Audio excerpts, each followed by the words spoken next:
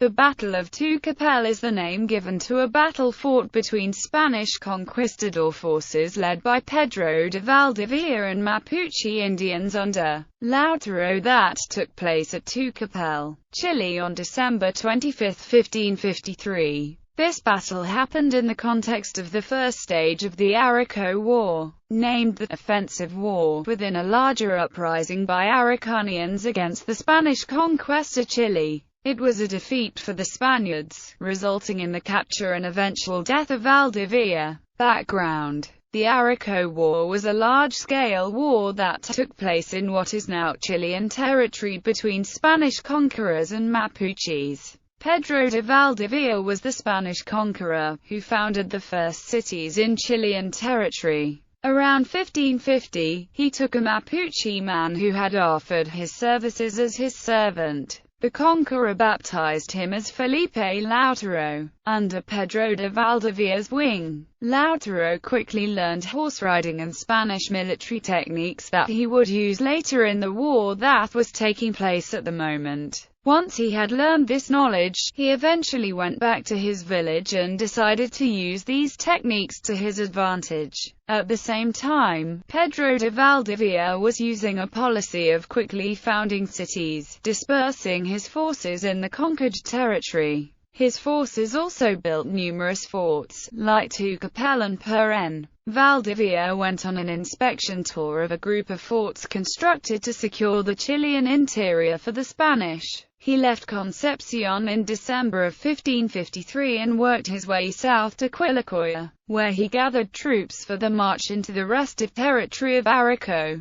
Mapuche spies observed his column from the hills, but merely followed and did not present themselves for battle. Meanwhile, the Mapuche leader Lautaro kept the forces of Gómez de Almagro bottled up in the nearby fort of Peren through various trickery. He learned through his spies of the southwards movements of Valdivia, and realized that they would probably pass through the fort of Tucapel. Valdivia became perturbed by the lack of news from Tucapel and by the lack of hostility on the road. On December 24, he decided that he would make for the fort, hoping to find Almagro and his troops there. The tranquility and the occasional sightings of Indians in the distance continued to raise his suspicion, and he sent an advanced scouting team of 5 men under the command of Luis de Bobadilla to explore the road ahead and return information about the location of the enemy. Battle. Tucapel Fort was located on a hill in the coastal mountain range. In December 1553, Mapuche forces, under the command of the Vice-Toqui Lautaro, attacked and destroyed the fort using the battle tactics learned from the Spanish. Pedro de Valdivia had left Concepcion with only 50 soldiers and sent a message to Peren Fort to send reinforcements.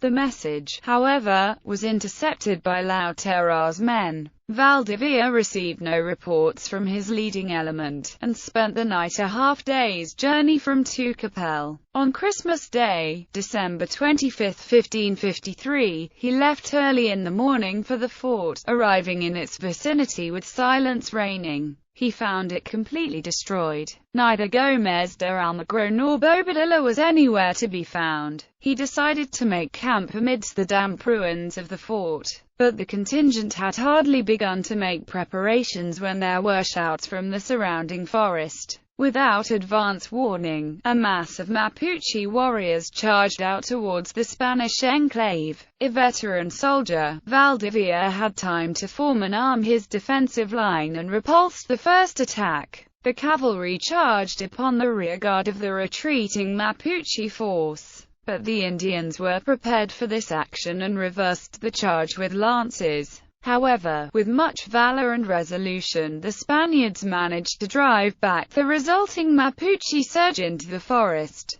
The Spaniards savored their temporary victory. There was still more to come, however. A second squadron of Mapuches attacked, this time armed with maces and ropes as well as lances, with which they succeeded in dismounting the unfortunate Spanish caballeros, whom they quickly dragged out of the battlefield once they were on the ground. The Spanish managed to drive them back, but not without leaving many fallen. Then a third group of Mapuches appeared, this time with Lautaro behind it.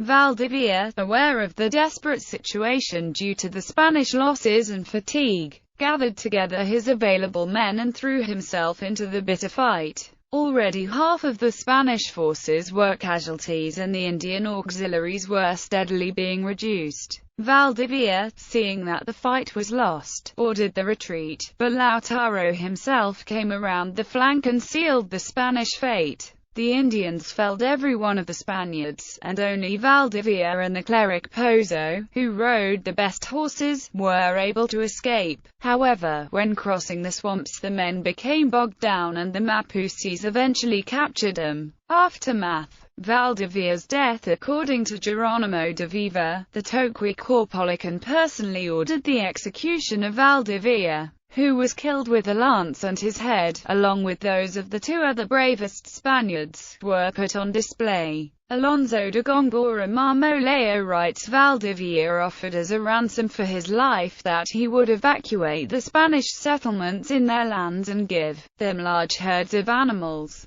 But this was rejected and the Mapuche cut off his forearms, roasted and ate them in front of him before killing him and the priest. Pedro Moreno de Lobera also wrote that Valdivia offered to evacuate the lands of the Mapuche but says he was shortly after killed by a vengeful warrior named Pilmuiquen with a large club, saying Valdivia could not be trusted to keep his word once freed. Lobera also says that a common story in Chile at the time was that Valdivia was killed by giving him the gold that the Spaniards so desired. However, the gold was molten and was poured down Valdivia's throat. According to a later legend, Lautaro took Valdivia to the Mapuche camp and put him to death after 3 days of torture, extracting his beating heart and eating it with the Mapuche leaders. Following the battle, Corpolican went on to blockade the city of Valdivia and the few remaining Spanish settlements in the south of Chile. Lautaro watched the Spanish forces in Concepcion, the center of the Spanish power in southern Chile. The Spanish for a while were in some disarray as the succession of the governorship was for a while in dispute between three men.